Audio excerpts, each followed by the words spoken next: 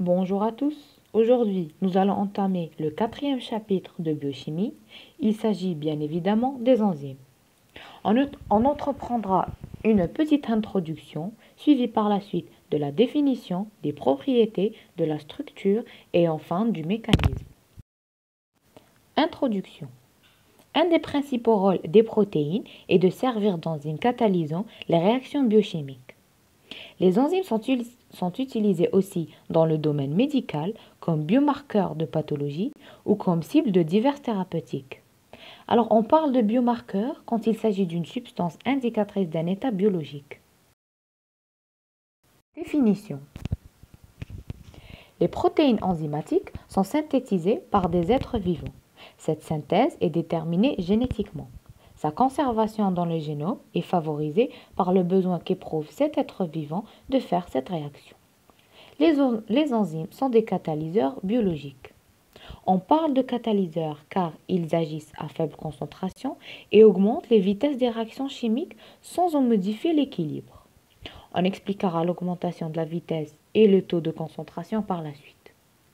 Et biologique veut dire que cette substance est produite par la cellule. Alors remarque, il existe d'autres biomolécules catalytiques constituées d'ARN appelées les ribosymes. Propriétés. Premier point. Les enzymes augmentent la vitesse de la réaction. En effet, les processus métaboliques de l'organisme doivent se dérouler à une vitesse suffisante pour maintenir la vie. C'est donc l'activité enzymatique qui peut fournir cette vitesse en abaissant l'énergie d'activation de la réaction. Comme on peut le remarquer, en comparant les graphes de ce schéma, les enzymes abaissent l'énergie d'activation contrairement aux molécules non catalyseurs. Deuxième point, les enzymes sont très spécifiques. Notons que les enzymes ont une très grande spécificité qui dépend de leur structure tridimensionnelle. Troisième point, l'activité enzymatique dépend de la température et du pH. À savoir que pour une température et pH optimale, la catalyse est maximale. On peut remarquer dans cette illustration deux schémas. Un représentant le pH, donc notons que chaque enzyme a son degré de pH optimal. L'autre représente la température. L'efficacité enzymatique est maximale à 37 degrés. Quatrième point, leur activité catalytique est régulée par des activateurs et des inhibiteurs.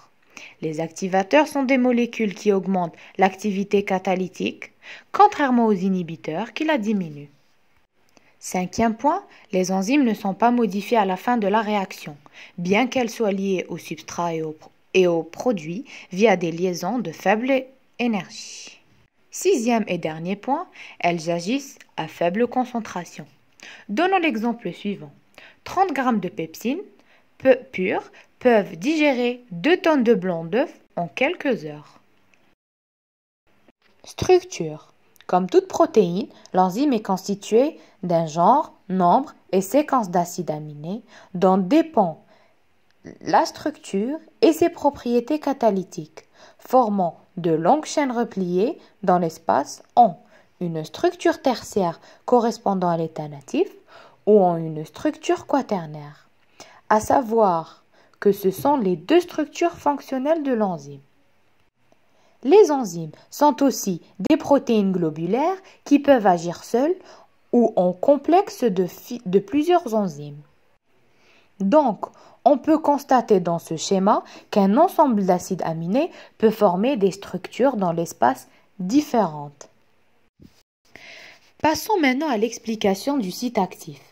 Comme le montre cette illustration, l'enzyme est caractérisée par un site actif constitué de groupements fonctionnels de certains résidus d'acides aminés qui participent à la catalyse de la réaction. En effet, ce site se compose d'un site catalytique, 2 à 4 résidus de l'enzyme généralement forment le site, et d'un site de liaison. Ce dernier permet la liaison et l'orientation du substrat vers le site catalytique. Alors que le reste de l'enzyme sert à maintenir la configuration du site actif et à générer les conditions optimales pour le déroulement de la réaction. Donnons la remarque que la structure de l'enzyme peut aussi contenir un site de liaison pour un effecteur allostérique qui provoque un changement conformationnel activant ou inhibant l'enzyme. Alors que certaines enzymes n'ont besoin d'aucun composant supplémentaire pour montrer leur activité totale. Ce sont des enzymes entièrement protéiques appelées holoprotéines. Néanmoins, d'autres enzymes nécessitent l'union avec des molécules non protéiques appelées cofacteurs pour pouvoir exercer leur activité. Dans ce cas, la partie protéique est appelée apoenzyme. Ces cofacteurs interviennent pour transporter ou compléter un substrat, pour accepter un produit ou comme participant à la structure de l'enzyme. Mécanisme. La réaction enzymatique fait appel à la fixation du substrat au niveau du site actif. Ce site actif doit être dans une conformation spatiale telle que le substrat puisse s'y fixer pour former le complexe enzyme-substrat. Puis, les enzymes ont une double spécificité résultant de la confirmation du site actif. La première concerne la spécificité de substrat. Cette dernière est variable. Certaines enzymes ont une spécificité absolue, transformant un substrat unique en un produit unique. Par exemple, la glucokinase phosphoryle que le glucose. D'autres ont une spécificité plus large, transformant le substrat d'une classe de substrats en autant de produits. Par exemple, l'hexokinase qui phosphoryle divers hexoses, dont le glucose. On parle aussi de spécificité d'action. Une enzyme catalyse une seule réaction. Exemple, la kinase ne catalyse que les réactions de phosphorylation en présence d'ATP. On vous illustre ces dessins explicatifs pour mieux comprendre cette double spécificité. On va approfondir notre compréhension de la spécificité en présentant ces deux modèles. Le premier est le modèle clé-serrure. La réaction enzymatique se réalise à l'intérieur d'une poche appelée site actif. La spécificité de substrat est liée à la forme du site complémentaire de celle du substrat. Ce modèle de reconnaissance enzyme-substrat est appelé modèle clé-serrure. Comme vous pouvez le voir, cette illustration interprète très bien ce modèle. Alors remarque, notons que les enzymes michaéliens utilisent ce modèle. Pour le deuxième modèle, il s'agit du modèle de l'ajustement induit.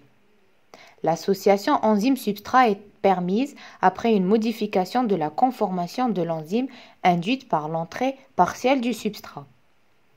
Comme le montre ce dessin, avec le frôlement du substrat à son enzyme, l'enzyme a changé de conformation de sorte que le complexe enzyme-substrat se forme. Remarque, les enzymes allostériques utilisent ce modèle grâce à un effecteur qui induit le changement de leur conformation. Les acides aminés du site de liaison vont interagir avec les substrats pour le lier à l'enzyme avec une certaine affinité. Comme on peut le voir, cette liaison va alors induire une modification locale de la structure tridimensionnelle de l'enzyme et permettant ainsi la transformation du substrat en produit. Voilà, on espère que la vidéo vous aura plu et merci pour votre attention. Et n'oubliez pas, restez chez vous.